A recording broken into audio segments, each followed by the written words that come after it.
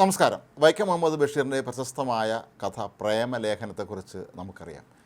അങ്ങോട്ട് കാശ് കൊടുത്ത് പ്രേമിക്കുന്ന ഒരാളിൻ്റെ വളരെ രസകരമായ ജീവിത അനുഭവങ്ങളാണ് ആ കഥയുടെ ഇതിവൃത്തം. ഏതാണ്ട് അതിനെ അനുസ്മരിപ്പിക്കുന്ന രീതിയിലുള്ള ചില സംഭവങ്ങളാണ് ഇപ്പോൾ ഇൻ്റർനെറ്റ് സംവിധാനങ്ങളൊക്കെ തന്നെ ലോകത്ത് വ്യാപകമായതോടുകൂടി സംഭവിച്ചുകൊണ്ടിരിക്കുന്നത്.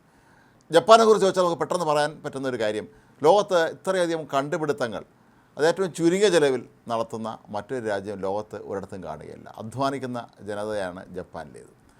എന്നാൽ ഇപ്പോൾ ജപ്പാനിൽ നിന്ന് പുറത്തു വരുന്ന വാർത്ത അത്ഭുതകരവും അതേസമയം നമ്മൾ ഞെട്ടിപ്പിക്കുന്നതുമാണ്. ജപ്പാനിൽ ഇപ്പോൾ കാമുകിമാരെ വാടകയ്ക്ക് കൊടുക്കുന്നു എന്നുള്ളതാണ് ഈ വാർത്ത. 2 മണിക്കൂർ നേരത്തേക്കാണ് കാമുകി നമ്മോടൊപ്പം ഉണ്ടായിരിക്കുക. ഇതിനൊരുപാട് വ്യവസ്ഥകളുണ്ട്. സമൂഹ മാധ്യമങ്ങളിലൂടെയാണ് ഇത് സംബന്ധിച്ച വിശദാംശങ്ങൾ ഇപ്പോൾ അവർ പുറത്തുവിട്ടിരിക്കുന്നത്. ജപ്പാനിൽ സ്ഥിരമായി താമസമാക്കിയവർക്കും അവിടെ ടൂറിസ്റ്റുകളായി എത്തുന്നവർക്കും എല്ലാം തന്നെ ഈ ഒരു സേവനം പ്രയോജനപ്പെടുത്താം. 2 മണിക്കൂർ നേരത്തേക്കാണ് കാമുകിമാരെ നമുക്ക് ലഭിക്കുന്നത്. ഇതിന് സമാന്തരമായി കാമുകന്മാരെ ഇത്തരത്തിൽ പൈസ കൊടുത്താൽ വാടകയ്ക്ക് കിട്ടും എന്നുള്ളതാണ് ഈ സ്ഥാപനങ്ങൾ നൽകുന്ന പരസ്യം.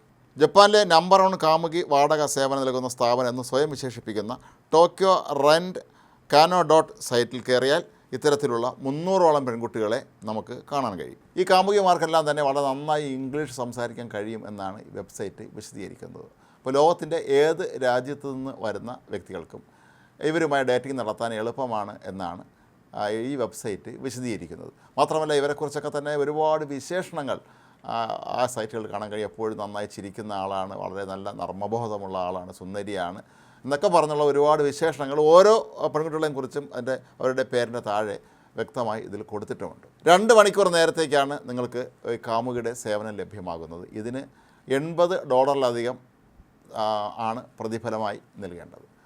ഈ സ്ഥാപനം ഡേറ്റിങ്ങിനായി ഒരുപാട് വ്യവസ്ഥകൾ മുന്നോട്ട് വയ്ക്കുന്നുണ്ട്. ഒന്ന്, നിങ്ങൾക്കായി 2 മണിക്കൂർ നേരത്തേക്ക് വിട്ടുതരുന്ന ഈ പെൺകുട്ടിയെ നിങ്ങളുടെ സ്ഥിരം കാമുകിയാക്കി മാറ്റാൻ ശ്രമിക്കരുത് എന്നുള്ളതാണ് ഒരു താക്കീത്. ഇക്കാര്യത്തിൽ യാതൊരു തരത്തിലുള്ള വിട്ടുവീഴ്ചയ്ക്ക് അവർ തയ്യാറല്ല. 2 മണിക്കൂർ കഴിഞ്ഞാൽ പിന്നെ അവരുമായി യാതൊരു കോണ്ടാക്റ്റും പാടില്ല എന്നാണ് കമ്പനി അനുശാസിക്കുന്നത്. മാത്രവുമല്ല, നേരത്തെ ഒരു കാമുകിക്കായി നിങ്ങൾ ബുക്ക് ചെയ്തതിന് ശേഷം സമയത്തിന് നിങ്ങൾ എത്തിയില്ലെങ്കിൽ പിന്നീട് ഒരിക്കലും നിങ്ങളെ ഈ സൈറ്റിലേക്ക് പ്രവേശിപ്പിക്കുകയില്ല എന്നും ഈ വെബ്സൈറ്റ് മുന്നറിയിപ്പ് നൽകുന്നുണ്ട്. ഹോട്ടൽ മുറികളിലോ അല്ലെങ്കിൽ ഇൻ്റർനെറ്റ് കഫേയിലോ ഒന്നും വെച്ച് തന്നെ നിങ്ങൾക്ക് ഈ കാമുകിമാരെ കാണാൻ കഴിയുകയില്ല എന്നുള്ളതാണ് മറ്റൊരു വ്യവസ്ഥ. കാറിനുള്ളിൽ വെച്ചാണ് നിങ്ങൾക്ക് ഡേറ്റിംഗ് നടത്തേണ്ടത് എങ്കിൽ അതിനും കമ്പനിയുടെ അനുമതി വാങ്ങേണ്ടതുണ്ട്. കൂടാതെ കാമുകിയെ കണ്ടുമുട്ടിക്കഴിഞ്ഞാൽ നിങ്ങൾ അവരുമ്പത്ത് ചിലവഴിക്കുന്ന സമയങ്ങളിൽ നടക്കുന്ന വേളയിൽ കൈകോർത്ത് നടക്കണമെങ്കിൽ പോലും അതിനും വെബ്സൈറ്റിൻ്റെ അനുമതി വാങ്ങേണ്ടതാണ്. ചുരുക്കത്തിൽ ഇത് വലിയൊരു ബിസിനസ്സായി മാറിയിരിക്കുന്നു എന്നുള്ളതാണ് വസ്തുത. പ്രമുഖ ടിക്ടോക്കറായ ഹാരി എന്ന യുവാവ് താൻ എറി എന്നു പേരുള്ള ഒരു യുവതിയുമൊത്ത് ഇത്തരത്തിൽ ഡേറ്റിംഗ് നടത്തിയതിനെക്കുറിച്ച് വളരെ വിശദമായ ഒരു കുറിപ്പ് സമൂഹ മാധ്യമങ്ങളിൽ പോസ്റ്റ് ചെയ്തിരുന്നു.